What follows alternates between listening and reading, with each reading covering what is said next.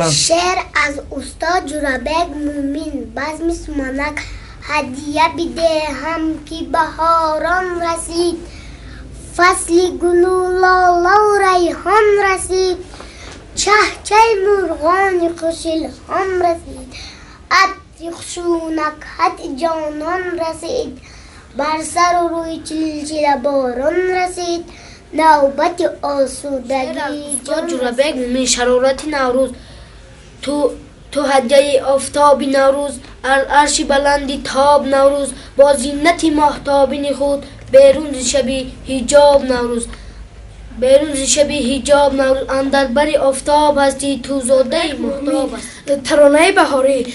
در دختری آچدار مردم، در دلبری پاچدار مردم، تو آمدی و بهار آمد، در عطر گلی بهار مردم، سرخی لبانی تو انار است، لب تشنه این انار مردم، در قد نهال تو دمیده، دو میوه شیردار مردم، خربوزک پوخ در کنارت، در خمخم این کنار مردم. بر دل میزند مجلسی بیسار، بر دل میزند غربتی سردار، بر دل میزند مثل سوزن نیش دارد هر سخن، سوزنی این خار بر دل میزند، پند شیرین است مانندی عسل، پر شد این گفتار بر دل میزند، مادری دانش اگر تکرار بود، مادری تکرار بر دل میزنند، عین اوجی لحظتی کیفی خمار، نالشی به امار بر دل میزنند.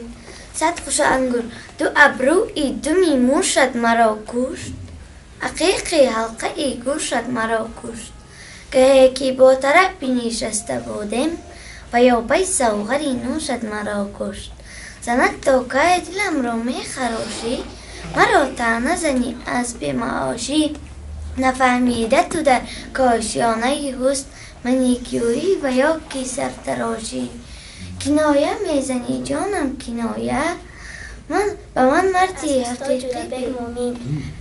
جانی منی پر، تو جانی منی، جانی منی پر، تو قوت و درمانی منی پر، به تو بغون دهانم چه بغون تخ کش، تو شیره ای دندان منی. استاد جورابک مومین. اتباران.